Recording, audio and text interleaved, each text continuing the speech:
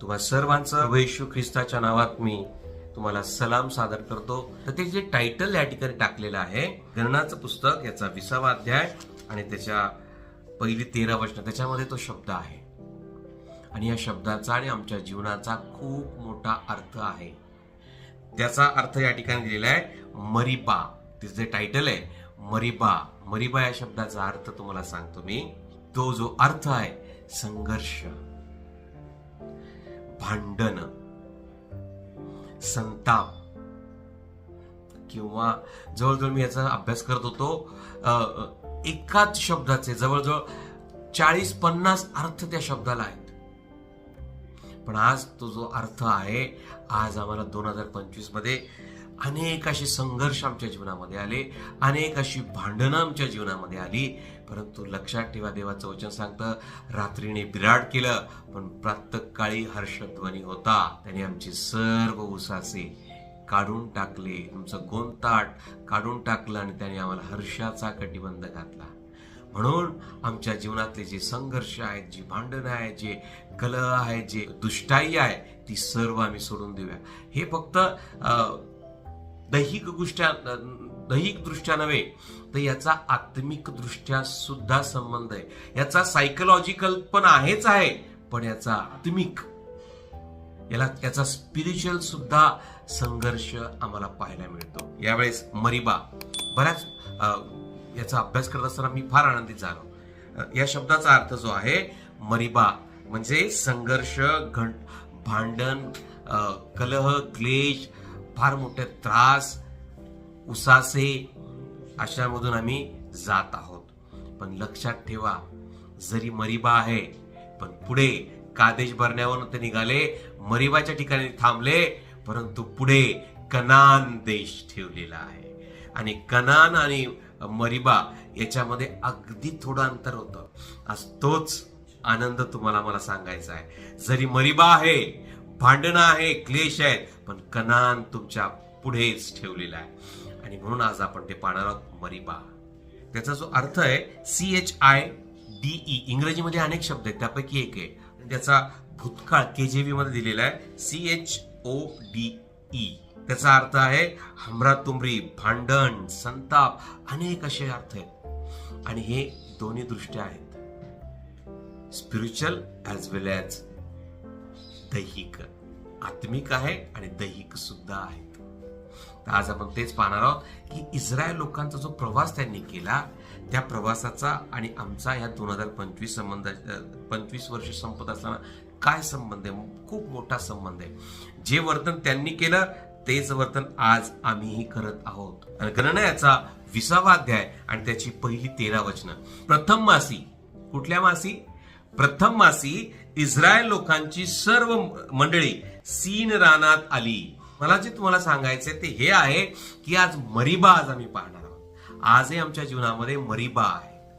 आजही 2025 मध्ये आमच्याकडनं या मरिबा स्थळाविषयी आज आम्ही अभ्यास करत असताना आपण पाहत आहोत की आज आम्हाला ते कशा रीतीने काम करतं. त्यांनी कादेश येथे मुक्काम केला. कुठे मुक्काम केला? कादेश. तुम्हाला हे शब्द ऐकायला वाचले असेल फक्त, पण कळत नाही. पण नीट समजून घ्या, या शब्दांचा गर्भित अर्थ आहे. फार रहस्यमय गोष्टी आहेत त्या, आणि प्रत्येक नावाला अर्थ आहे.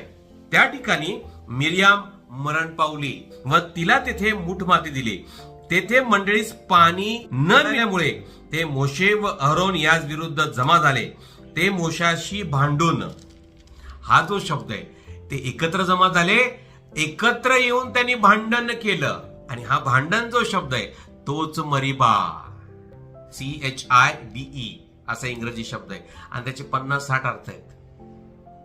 त्यापैकी आहे नुसतं भांडण नाहीये, याला संताप म्हटलेले, भडास म्हटलेले, जी आपल्या अंतर्गत भडास इतका भयंकर आहे. ते मोशेला धोंडमार करणार होते. मोशेशी भांडून म्हणाले, परमेश्वरासमोर आमचे भाऊबंद मेले, तेव्हाच आम्ही मेलो असतो तर बरे झाले असते. या सगळ्यांचं मी एक एक करून सांगणार आहे तुम्हाला. ते सगळ्यांचं बरोबर माझं आम्ही मेलो असतो तर बरं झालं असतं. आता हे बोलणारे कोण आहेत ते पण मी तुम्हाला सांगणार आहे. तुम्ही परमेश्वराची सर्व मंडळी येथे का आणली? ते जाब विचारत आहेत. मोशे, अरोनाला, कारण मिरियाम मेली होती, ते त्यांना जाब विचारत आहे, मिरियाम मरून काहीच दिवस झालेले आहेत आणि ते जाब विचारत, तू आम्हाला इथे का आणलंस, आम्हाला इथे का आणलंस. अनेक प्रश्न आहेत पुढे. मी हे वाचतो आणि मग तुम्हाला मी एक्सप्लेन करतो. मी व आमच्या पशूंनी या रानात मरावे काय. पहा, आम्ही व आमच्या पशूंनी या रानामध्ये मरावे काय. कॅपिटल. जगातल्या संपत्तीचा मोह. लोक जगातल्या संपत्तीला इतकं प्राधान्य देतात, त्यातला एक भाग आहे हा दोष आहे. मिसर देश सोडावयास लावून आम्हास या वाईट ठिकाणी का आणले. बघा, त्यांचा जो पॉइंट ऑफ व्ह्यू आहे पाहण्याचा, त्याचा जो दृष्टिकोन आहे तो या ठिकाणी लिहिलाय. मी सगळ्या गोष्टी मांडलेल्या आहेत त्याच्यामध्ये, आपण एक एक पाहणार आहोत. आम्हाला या ठिकाणी का आणले. येथे काही धान्य, अंजीर, द्राक्षारस, द्राक्षवेल अथवा डाळिंब तर नाहीच. काय काय अपेक्षा पहा. धान्य, अंजीर, द्राक्षवेल, डाळिंब तर नाहीच, पण प्यावयाला पाणी सुद्धा नाही. हे तर सोडून द्या, प्यावयाला पाणी नाही. म्हणून मी जो अर्थ लिहिलेला आहे मरिबा, आजही आमच्या जीवनामध्ये हे मरिबा आहेत, ते आपण पाहणार आहोत. मोशे व अहरोन हे त्या मंडळी समोर जाऊन दर्शन मंडपाच्या दारापाशी उपडे पडले. हालेलुया. तुमच्याशी कोण भांडण करत आहे काय. तुमच्या बरोबर कोण वितंडवाद करत आहे का. देवासमोर उपडे पडा. आणि जर तुम्ही देवासमोर उपडे पडणार तर तिथं लिहिलेलं आहे, देवाने त्यांना दर्शन दिले आणि परमेश्वराचे तेज त्यांच्या दृष्टीस पडले. तेव्हा परमेश्वराने मोशेला सांगितले, तू काठी घे आणि तुझा भाऊ अहरोन मिळून येथे मंडळी जमा करा व त्यांच्या देखत तुम्ही त्या खडकास आज्ञा करा. हालेलुया. मोठा प्रश्न आहे पहा. काय प्रश्न आहे. धान्य नाही, अंजीर नाही, द्राक्षवेल नाही, डाळिंब नाही, खरबूस नाही, पाणी पण नाही. प्रश्न तर मोठा आहे. तिथं असं म्हटलेलं आहे, त्या प्रश्नाला देवाकडे उत्तर आहे. आज तुमच्या जीवनात प्रश्न आहेत काय. देवाकडे उत्तर आहे. तिथं म्हटलेलं काय म्हटलेलं पहा. म्हणजे त्यातून पाणी निघेल, याप्रमाणे त्यांच्यासाठी खडकातून पाणी काढ व या मंडळीस व त्यांच्या जनावरास पाज. परमेश्वराने आज्ञा दिल्याप्रमाणे मोशाने त्यांच्या समोर ती काठी आणली. मोशे व अहरोन यांनी त्या मंडळीस खडकासमोर जमा केले आणि त्यास मोशे म्हणाला, अहो बंडखोरांनो, अहो बंडखोरांनो. हा जो बंडखोरा शब्द आहे हा मरिबा शब्दाशी समर्पित आहे, सिमिलर आहे. बंड होतं आणि भांडण होतं. तो अहो बंडखोरांनो ऐका, तुम्हासाठी आम्ही या खडकातून पाणी काढावे काय. मोशे त्यांना विचारतो. मग मोशाने हात उचलून त्या खडकावर दोनदा काठी मारली, तेव्हा त्यातून विपुल वाहू लागले आणि ती मंडळी व त्यांची जनावरे पाणी प्याली.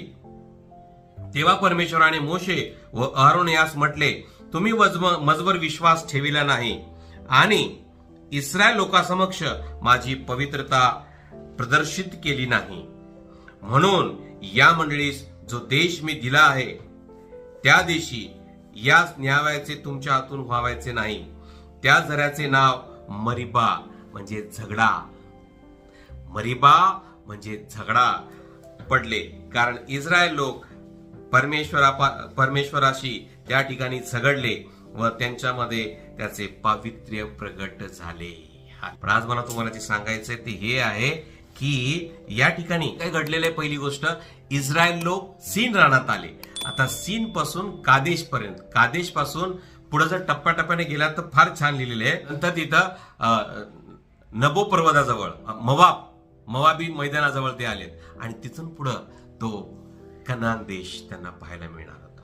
कनान देश, ज्या कनान देशामधून ते पोहोचणार होते तो कनान देश, आणि जिथून ते निघाले होते ते मिस्रातून ते जवळजवळ एकंदर 11 दिवसांचा तो प्रवास होता. किती? फक्त 11 दिवसांचा. मी येणार त्याच्याकडे, त्या वचनामध्ये सांगितलेलं तिथे फक्त 11 दिवसांचा होता, पण त्यांना देवाने 40 वर्ष फिरायला लावलं. 11 दिवसांचा प्रवासाला देवाने 40 वर्ष फिरायला लावलं, कारण त्यांच्या मनाचा ताठा. आणि त्या जवळ येऊन ठेपलेले आहेत. आणि या जवळ येऊन ठेपल्यानंतर मिरियाम तिथे मरण पावली. आता राहिला अहरोन, मोशे. आणि कनान देशामध्ये फक्त 2 व्यक्ती गेले, कालेब आणि यहोशुवा. त्यांच्या पिढीतले सर्व मेले, पण त्यांनी कनान पाहिला नाही. देवाने मोशेला कनान दाखवला, पण तो कनान देशात जाऊ शकला नाही. आज देव तुम्हाला कनान देऊ इच्छितो, पण मरिबा तुमच्या जवळ नसायला पाहिजे. मरिबा तुमच्यामध्ये, तो जर मरिबा आहे तर तुम्ही कनान पाहू शकणार नाही. मरिबातच तुमचा अंत आहे. म्हणून आज हा 2025 मधला आमचा मरिबा इथेच टाकूया. देवा, आम्हाला कनान देशात जायचं आहे. आज आम्हाला कनान देश पाहायचा आहे, कारण कनान देश हा आशीर्वादित आहे, दुधामधाचा प्रवाह आहे, आणि तिथे आहे दुष्ट लोक राहत होते, आणि तो आम्हाला काबीज करायचा आहे. माझा हा प्रश्न आहे, ते सीन रानात आले, तिथं आपण आता वाचलं. मग सीन रानात आले, त्याला किती काळ झाला होता? तर ते नीट वाचलं, तर नीट अभ्यास केला तर असं कळेल 40 वर्ष झाले होते. 40 वर्षाच्या शेवटच्या टप्प्यात ते आले होते. आणि तिथं काय घडलेले? त्यांनी काय केलेलं आहे? त्यांनी बंड केलं, मरिबा म्हटलेलं आहे, भांडण केलं. कोणाशी भांडण केलं?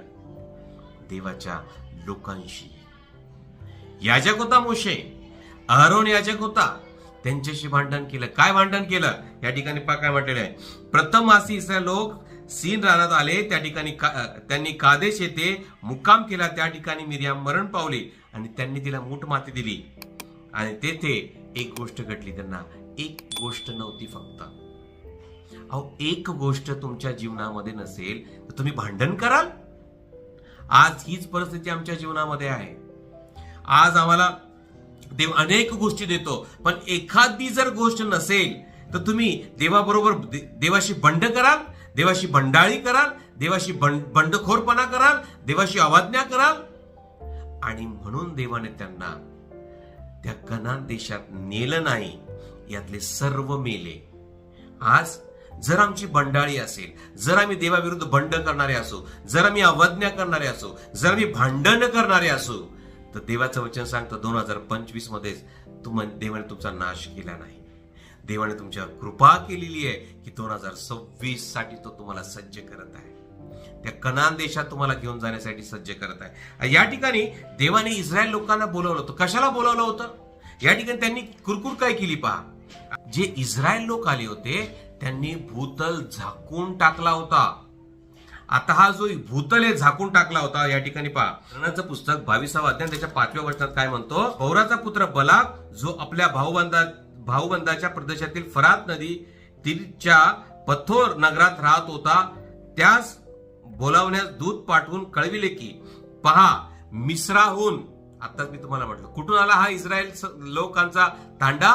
मिस्राहून लोकांचा समुदाय आला आहे. त्यांनी भूतल झाकून टाकले आहे आणि माझ्या समोर त्यांनी मुक्काम केला आहे. पुढा सलीलं मागं पुढे तुम्ही वाचलं, बैल जसा गवत फस्त करतो तसे हे लोक आम्हाला फस्त करत आहेत. आता ही नवीन पिढी आलेली आहे आणि ही नवीन पिढी पण तशीच वागत आहे जी जुनी पिढी वागलेली आहे. मला तुम्हाला तेच सांगायचं आहे की देवाने जुनी जी पिढी होती ती नष्ट केली रानात.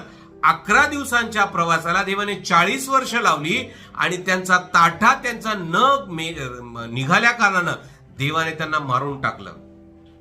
आज 2025 आम्ही आलेलो आहोत, पण आमचा जो ताठा आहे, आमचा जो मरिबा आहे, आमच्यातला जो झगडा आहे, आमच्यातलं जे भांडण आहे, तेच घेऊन आम्ही 2026 मध्ये नाही जाऊ शकत. आम्हाला ते सोडून द्यायचं आहे. आज या ठिकाणी एवढा भूतल व्यापणारा जो समुदाय आहे त्यांच्यामध्ये पण तेच गुणधर्म आहेत. मी पुढे येणार आहे त्या गुणधर्मांकडे. मग जे जुन्या पिढीमध्ये होते, आज हे जुन्या पिढीतले गुणधर्म घेऊन ते कादेश सीन रानात आले, कादेश भरण्यापर्यंत आले. आणि आज तो जो प्रदेश आहे त्या ठिकाणी देवाने त्यांना कशासाठी बोलवलं होतं वाचूयात. पण ते काय म्हणतात ते या ठिकाणी मोशेला, की तेथे मंडळीस पिण्यास पाणी न मिळाल्यामुळे ते मोशे व अहरोन यांच्या विरुद्ध जमा झाले. ते मोशाशी भांडून म्हणाले, परमेश्वरासमोर आमचे भाऊबंद मेले, तेव्हाच आम्ही मेलो असतो तर बरं झालं असतं. ही सायकोलॉजी बघा, ही मानसिकता बघा. ते तसं असतं तर बरं झालं असतं, हे अमकं झालं असतं तर बरं झालं असतं, पूर्वीचे दिवस आमचे बरे होते, आताच काय आहे? हे तुम्ही कशा प्रकारे बोलता? आजही लोक अशा प्रकारे बोलत आहेत, अशाच प्रकारे वर्तन करत आहेत. आणि म्हणून त्याने कादेश येथे मुक्काम केला. जवळजवळ त्याला 40 वर्ष झाली होती. पण देवाने त्यांना कशासाठी बोलवलं हे ते विसरले होते. आज तुम्ही 2025 मध्ये कशासाठी जन्म घेतलेला आहे, कशासाठी देवाने तुम्हाला कृपा केलेली आहे हे तुम्ही विसरलेला आहात. कशासाठी केलेली आहे वाचा. निर्गम 4:23. देवाने त्यांना बोलावलं होतं, तो जो उद्देश आहे ते विसरले होते. मी तुला सांगितले माझ्या पुत्रास माझी उपासना करावयास जाऊ दे. कुठं जाऊ दे? तुम्ही जर नीट वाचलं तर तिथं म्हटलेले रानात उपासना. पुढच्या वचनामध्ये पहा, निर्गमाचं पुस्तक 5वा अध्याय 3ऱ्या वचनात, ते 3 दिवसाच्या वाटेवर रानात. कुठं? रानात उपासना करायची आहे. हा कन्सेप्टच त्यांना समजला नाही. देवाचं बोलावणंच आम्हाला समजलं नाही. आज कित्येक लोक असे आहेत, आम्हाला नवीन वर्ष प्राप्त होतं पण ते कशासाठी? आमची मजा आजा करण्यासाठी नाही हो. तुमचे मजा आजा करण्यासाठी ती गोष्ट नव्हे. देवाने तुम्हाला हे वर्ष याच्यासाठी दिलेलं आहे, देवाचा उद्देश तुमच्या जीवनामध्ये, तुमच्या कुटुंबामध्ये, तुमच्या वैयक्तिक आयुष्यामध्ये पूर्ण व्हावा यासाठी दिलेलं आहे. पण कित्येक लोक त्यांच्याच गोष्टींकडे प्राधान्य देतात आणि यांनी देवाचा उद्देश समजला नाही. त्यांना देवाची उपासना करायची होती. कुठे करायची होती? रानात करायची. आता जो आहे सीन हा रान आहे, कादेश हे रान आहे. पण या रानात ते कुरकुर करत होते. या रानामध्ये त्यांनी मोशाशी बंडाळी केलेली आहे. या रानामध्ये ते मोशाच्या विरुद्ध एकत्र आले आणि भांडले, संघर्ष केला. काय संघर्ष केला? या ठिकाणी 20व्या वचनामध्ये तो म्हणतो की ते मिसर देश ते कनान, या ठिकाणी मिसर देश ते कनान याला फक्त 11 दिवस लागतात. गणना 33वा अध्याय 38वा वचन. आणि आणखीन एक वचन वाचणार आहे, अनुवाद 1:3, म्हणजे तुम्हाला एक्झॅक्टली समजेल. 2 आणि 3 वाचू म्हणजे तुम्हाला कळेल. इस्रायल लोक मिसर देशातून निघाल्यावर 40व्या वर्षी, कुठल्या 40व्या वर्षी 5व्या महिन्याच्या प्रतिपदेस या ठिकाणी. आता या ठिकाणी प्रथम मासी हा शब्द लिहिलाय. प्रथम म्हणजे पहिला, आणि या ठिकाणी पोहोचणार 5व्या महिन्याच्या प्रतिपदेस, म्हणजे ते कनान देशाच्या जवळ येऊन टेपलेले आहेत. प्रथम मासी अजून 5वा मास यायचा आहे. लक्षात घ्या हे अर्थ. अहरोन याजक परमेश्वराच्या आज्ञेप्रमाणे होर पर्वतावर चढला व तेथे मृत्यू पावला. 3 रानामध्ये मिरियाम मरण पावली, होर पर्वतावरती अहरोन मरण पावला आणि नबो पर्वतावरती मोशे मरण पावला. आता ही जुनी पिढी सर्व गेली, पण नवीन पिढी पण त्याच पद्धतीने वागत आहे जी जुनी पिढी तशी वागली होती. कशी वागली होती? देवाला बंड केलं, देवाच्या अवज्ञा केल्या. आजही आम्ही अनेक प्रकारे अवज्ञा केलेली. आज आम्ही विश्वास ठेवण्यामध्ये कमी पडलेलो आहे. आजही आम्ही देवावरती चर्चला जाण्यामध्ये कमी पडलेलो. इतके लोक आहेत आज, अहो रविवारची कामं करत बसतात. देवाच्या उपासनेची वेळ आहे, देवाला देण्याची वेळ आहे, आज त्यांच्या घरातले सर्व कामं करत बसतात. चर्च सोडायचं, चर्च बुडवायचं, देवाची उपासना बुडवायची, बाकीच्या सर्व गोष्टीला प्राधान्य द्यायचं. आज ही एक देवाच्या विरुद्ध केलेली भांडण आहे, भंडावा आहे. देवाने त्यांना उपासना करण्यासाठी, आत्ताच आम्ही वाचलं, देवाने त्यांना उपासना करण्यासाठी आणलं होतं रानामध्ये, पण त्यांनी कुरकुर केली. अजून मी सायकोलॉजीकडे येणार आहे. तर या ठिकाणी त्यांनी कुरकुर केली. 40 वर्षाच्या या प्रवासामध्ये त्यांनी 3 वेळा त्यांना पाणी नाही मिळालं. मारा या ठिकाणी त्यांना पाणी नाही मिळालं. निर्गमन 15वा अध्याय 27व्या वचनामध्ये. दुसऱ्यांदा त्यांना पाणी नाही मिळालं रफदीम या ठिकाणी कडू पाणी. निर्गमन 17वा अध्याय 1ल्या वचनामध्ये लिहिलंय. ते कडू पाणी होतं. त्या ठिकाणी पाण्याविषयी त्यांनी कुरकुर केली आणि देवाने तिथेही त्यांना पाणी पुरवलं. 2 वेळा त्यांनी, एकदा देवाने खडकावर काठी मारायला लावली आणि दुसऱ्यांदा त्यांनी खडकाला आज्ञा करायला लावली. तिसरं जे गणना 20:1-2 मध्ये त्यांनी पाण्यासाठी कुरकुर केली. आज तुमच्याकडे एखादी गोष्ट नाहीये का? कुरकुर करू नका. आज तुमच्याकडे एखादी 40 वर्ष पूर्वजांनी जे केले त्याच प्रकारे त्यांच्या लेकरांनी, त्यांच्या जनरेशननी तशाच प्रकारे त्यांनी वर्तन केलं. हे 2 अनुभव मागे त्यांच्या आहेत, त्याच्यातून ते शिकले नाहीत. परत त्यांनी तिसऱ्या अनुभवाला तेच केलं. आजही तुमच्या जीवनामध्ये असे प्रकार घडतील. कदाचित तुमच्या जीवनामध्ये 2025 मध्ये एखादी उणीव आली असेल, एखादा आजारपण आला असेल, एखादं संकट आलं असेल, पण ते संकट, ती उणीव तुमचा नाश करण्यासाठी नव्हे, तुम्हाला कनान देशाकडे घेऊन जाण्यासाठी आहे, तुमचा विश्वास डेव्हलप करण्यासाठी आहे, तुमची वृद्धी करण्यासाठी आहे. पण कित्येक लोक त्याला तशा पद्धतीने न घेता वेगळ्या पद्धतीने घेतात आणि या लोकांसारखे बोलतात. काय काय ते बोललेले आहेत पहा या ठिकाणी. 20व्या अध्यायाकडे येऊयात आणि आता या ठिकाणी मी तुम्हाला सायकोलॉजीचा प्रकरणचं मी पाहत असेल तर त्या प्रकारे ते त्यांनी म्हटलेलं आहे. पहिली गोष्ट त्यांनी केलेली आहे, भांडण केलं. 20वा अध्याय गणना त्याचं 3रं वचन, ते मोशाशी भांडून म्हणाले. काय म्हणाले? भांडून म्हणाले. तुम्हाला भांडायची काय गरज आहे? तुम्ही साध्या रीतीने बोलू शकता ना? नाही. काही लोकांचा स्वभावच तसा आहे. त्याचा स्वभाव तसा झाला, त्याची कारणं आहेत. काही काही कारण आहेत ते त्यांना असं वाटतं की भांडल्यानेच प्रश्न सुटतात. नाही, प्रश्न कशाने सुटतात? देवापुढे उपडे पडल्याने. हालेलुया. त्यांच्या भांडणाने नव्हे. आज त्यांचा प्रश्न आहे, मोठा प्रश्न आहे, पाणी. अगदी बरोबर, पाणीच पाहिजे, पण तुम्ही अशा पद्धतीने ते हाताळू नये. देवावर तुम्ही विश्वास ठेवायला पाहिजे. देव हे करायला समर्थ आहे. ज्याने तुम्हाला समुद्र दुभागला तो तुम्हाला पाणी देणार नाही काय? आजही कित्येक लोक असे आहेत, एक चमत्कार घडला पण दुसरा चमत्कार पाण्यासाठी, पुढचा चमत्कार पाण्यासाठी ते अविश्वास प्रकट करत आहेत. पहिले त्यांनी केलं भांडण. त्या भांडण या शब्दाने मी मागाशी म्हटलं, चिडे किंवा त्याचा जो भूतकाळ आहे, छोडे म्हणजे हमरातुमरी, भांडण, संताप त्यांनी केला. दुसरी गोष्ट सायकोलॉजी मधली, आम्ही मेलो असतो तर बरे झाले असते. त्यांचं बघा कन्व्होकेशन कसं आहे. आम्ही मेलो असतो तर बरं झालं असतं. कशाला आम्हाला इथं आणलं? अरे देवाची उपासना करणं याच्यासाठी तुझा जन्म झालेला आहे. 2025 मध्ये तू उपासना केलेली नाही. किती लोक असे आहेत की देवाचीच उपासना केलेली आहेत. कित्येक कुटुंब असे आहेत आजही वयाचे म्हातारपण आलेले आहेत, पण उपासनेला देवासमोर उभं राहत नाहीयेत. उपासना म्हणजे काय तेच त्यांना कळलेलं नाहीये. अहो, अर्पण करणे. देवाला तुमच्याकडनं काय नकोय, देवाला तुम्हीच हवे आहात. वर्षानुवर्ष जात आहेत, पण तुमच्यामधला तो स्वभाव तुटत नाहीये. बाकीच्या गोष्टीला तुम्ही 6 वाजताची गाडी पकडाल, 6 वाजता तुम्ही पिकनिकला जाल, बाकीच्या सगळ्या गोष्टी कराल, पण देवाच्या उपासना करायची म्हटलं की तुम्हाला सगळ्यांना झोपा येतात. हीच गोष्ट त्यांनी केली. मी कडक बोलतोय, हे समजून घ्यायचा अर्थ फार महत्वाचा आहे. 2025 मध्ये आम्ही केलेले, पण उपासना करण्यासाठी देवाने त्यांना केलेले. आज ही 3दाच घडलेले 40 वर्षामध्ये, पाणी नाही म्हणून. पण 40 वर्षात तुमच्या कपडे झिजले नाहीत, तुमच्या वाहनात झिजल्या नाहीत, आकाशातून मान्ना पुरवला, याकडे त्यांचं लक्ष गेलेलं नाही. ते म्हणतात आम्हाला मरायला आणलं का इथे? मरायला आणलं का इथे? देवाने मरायला आणलं होतं. तुमच्या गुणांनी तुम्ही मरत आहात, तुमच्या विश्वासामुळे तुम्ही मरत आहात, तुमच्या पातकांमुळे तुम्ही मरत आहात. हे त्यांना समजत नाही. तीच वृत्ती आज आमची सुद्धा आहे. आम्ही सुद्धा आमच्या पापामध्ये इतके रममान आहोत. पुढे आहे त्याच्यामध्ये त्यांना तसंच मिस्री लोकांची ते पापाची सवय लागली होती. तिथे कणत होते.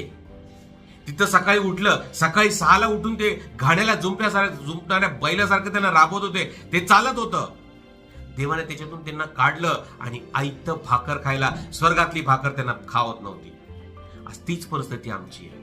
देवाने एवढे आरोग्य दिलं, देवाने एवढा आम्हाला आशीर्वाद दिला, देवाने आम्हाला एवढं केलं, पण तरी देखील आम्ही कुरकुर करतो. आम्ही तिथं मेलो असतो तर बरं झालं असतं. आमच्या भाऊबंधाप्रमाणे ही सायकोलॉजी आहे. देवाचा उद्देश तुमच्या जीवनामध्ये काय आम्ही समजून घेत नाही.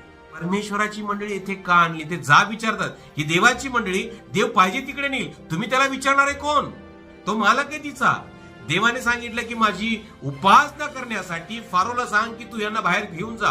पाहिलेलं बघा, तुम्ही परमेश्वराची, 4थं वचन, तुम्ही परमेश्वराची सर्व मंडळी येथे का आणली?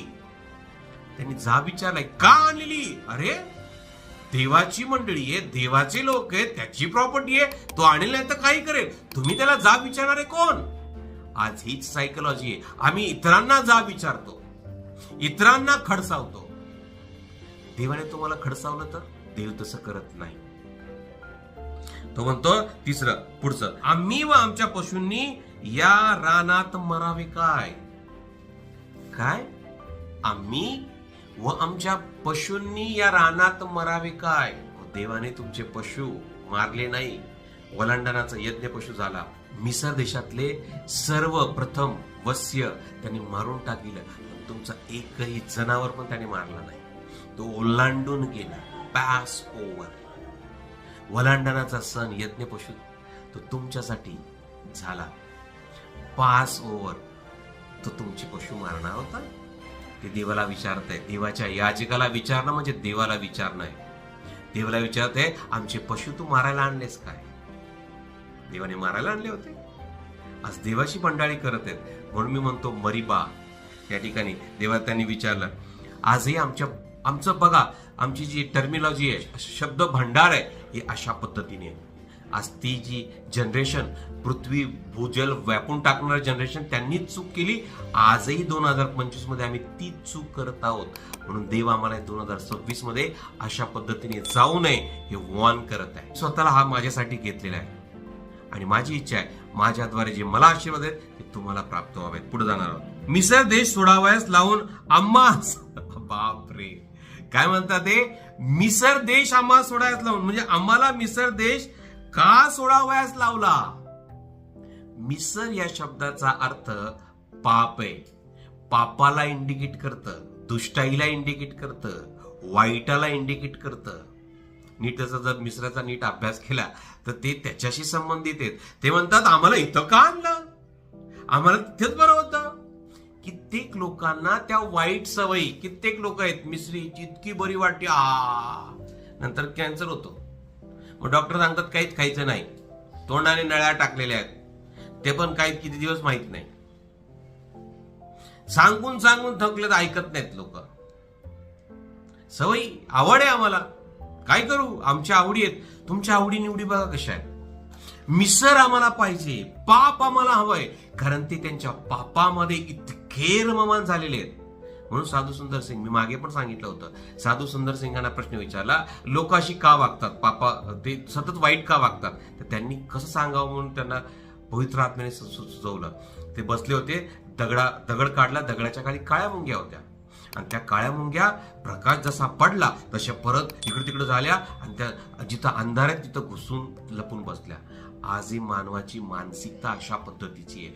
त्याला मिसर हा शब्द आहे.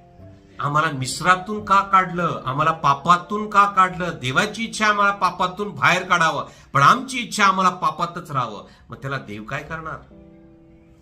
आमची सायकोलॉजी आहे की आम्हाला त्याच वाईटामध्ये राहायचंय. देवाची इच्छा तुम्हाला त्याच्यातून बाहेर निघावं. देवाची इच्छा आहे की तुमची लबाडी निघावी. देवाची इच्छा आहे तुमचा आक्रोश निघावा. देवाची इच्छा आहे तुमचं भांडण निघावं.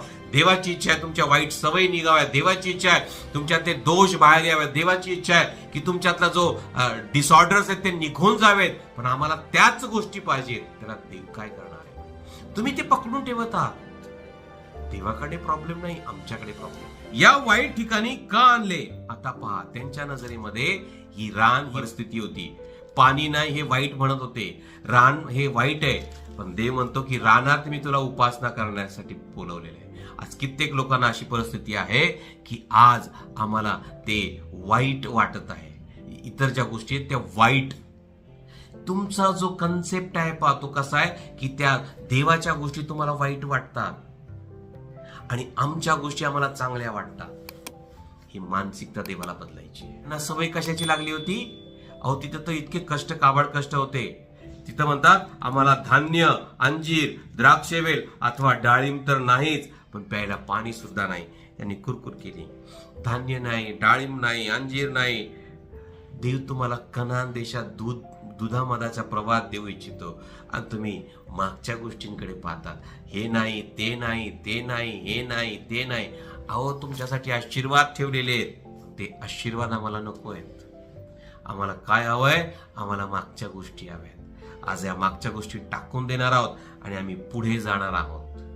जर तुम्ही पुढे जाणार आहात या गोष्टी तुम्हाला प्राप्त होणार. मित्र लोक त्याला मारायला आली, भांडण करायला आले, त्यांच्यावरती तुटून पडायला आले. पण देवाच्या सेवकांनी एकच काम केलं. काय काम केलं त्यांनी? सर्वात महत्वाची गोष्ट केली. त्यांनी देवासमोर उपडे पडले आणि देवासमोर उपडे पडल्यामुळे मोठा चमत्कार घडला. आज तुमच्या जीवनामध्ये काही प्रश्न आहेत काय? आज तुमच्या 2025 मध्ये ज्या गोष्टी समजलेल्या नाहीत, जे प्रश्न समजलेले नाहीत, देवासमोर उपडे पडायला तयार आहात का? जर देवासमोर उपडे पडायला तयार आहात तर त्या मोठ्या प्रश्नांना एक उत्तर त्या ठिकाणी देव तुम्हाला देतो, तो म्हणजे खडक. तो खडक कोण आहे? तो खडक दुसरा तिसरा कोणी नाही, येशू ख्रिस्त आहे. आज तुमच्या प्रश्नांना, तुमच्या कोणताही प्रश्न असेल, तो खडकातून पाणी निघालं त्यांच्यासाठी. ते तर प्याले, त्यांचे जनावर प्याले, त्यांची सर्व इस्रायल लोक, जवळजवळ भूजल व्यापून टाकणारा इस्रायलाला पाणी पाजण्याचं सामर्थ्य त्या खडकामध्ये होतं. आज तुमच्या एवढ्या मोठ्या प्रश्नांना उत्तर देण्याचं सामर्थ्य येशू ख्रिस्तामध्ये आहे. आज म्हणून तुमच्याकडे एकच आणि माझ्याकडे एकच उत्तर आहे, येशू ख्रिस्त हा खडक आहे. आणि या खडकावर, या ख्रिस्तातून आमचे प्रश्न सुटणार आहे, यावरती आमचा विश्वास असावा. नैसर्गिक खडकातून असं पाणी त्यांना मिळालं, आज आत्मिक खडक सुद्धा येशू ख्रिस्त आहे. आमच्या नैसर्गिक गरजा तो भागवणारच आहे, आमच्या आत्मिक गरजा सुद्धा भागवायला तो तयार आहे. म्हणून आज हा खडक दुसरा तिसरा कोणी नाही, येशू ख्रिस्त आहे. तुमचे किती मोठे प्रश्न असल्या, किती मोठ्या समस्या असल्या, त्या सर्वांना तो पुरवायला समर्थ आहे. देवबाप करो, या 2025 मध्ये ज्या गोष्टी आमच्या राहिलेल्या 2026 मध्ये त्या खडकातून तो पुरवायला समर्थ आहे. प्रार्थना करूया. स्वर्गीय जिवंत देव बापा, सुंदरच्या वचनांच्या द्वारे तू आज आमची भेट घेतली. आज तुझ्या गौरवी वचनांच्या द्वारे आज 2025 मध्ये आम्ही बंडाई केली. आम्ही मरिबा आमच्या जीवनामध्ये आहे. आमच्या जीवनामध्ये संघर्ष आहे, कलह आहे. आमच्या जीवनामध्ये आत्मिक प्रभो हा दुष्टाई आहे. आज या 2025 मध्ये ही सर्व जळमट आम्ही इथेच टाकतो आणि त्या खडकाकडे आम्ही येतो. ते लोटांगण घालतो प्रभू, आणि आज त्या खडकातून आम्हाला आमची उत्तरं प्राप्त होऊ देत. आमच्या प्रत्येक प्रश्नासाठी, प्रत्येक समस्येसाठी, प्रत्येक गोष्टीसाठी हा खडक पुरेसा आहे, यावरती आमचा विश्वास दे. जी लोक आज ऑनलाईन आहेत त्या सर्वांना मी आज तुझ्या या वचनाच्या स्वाधीन करतो. आणि या 2026 सालामध्ये जात असताना त्यांची सर्व जळमट आज येशू तुझ्या नावात उद्ध्वस्त होऊ दे. जी बंडाळी इस्रायल लोकांनी केली त्यातून आम्ही हे शिकतो प्रभू, आज आम्ही सुद्धा अशाच प्रकारे बंडाळी केली, झगडा केला, चोडे केले, आणि प्रभू हाच अर्थ आमच्या जीवनात आजही मी अशा प्रकारे वर्तन केलं, आम्हाला क्षमा कर. आज तुला विनंती करतो, आम्ही जात असताना आम्हाला येशू ख्रिस्त या खडकातून आमच्या सर्व गोष्टी पुरवायला समर्थ आहे, यावरती आमचा विश्वास तू वाढीव. या सर्वांना तू आशीर्वादित कर. सर्व गौरव महिमा तुला दे. येशू आमचा प्रभूच्या नावात मागतो पित्या, आमेन.